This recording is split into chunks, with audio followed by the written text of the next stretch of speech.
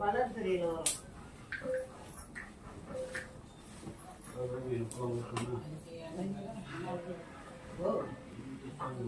பௌர்ணமிக்கு ஏகும், அமாவாசைக்கு ஏகும், பன்னிக்குட்டிக்கு ஏகும். அப்புறமா எதனா விசேஷம் வந்தாலும் ஏகும். யாகம் இல்லாத இந்த கோயிலில் எதுவும் இல்லை.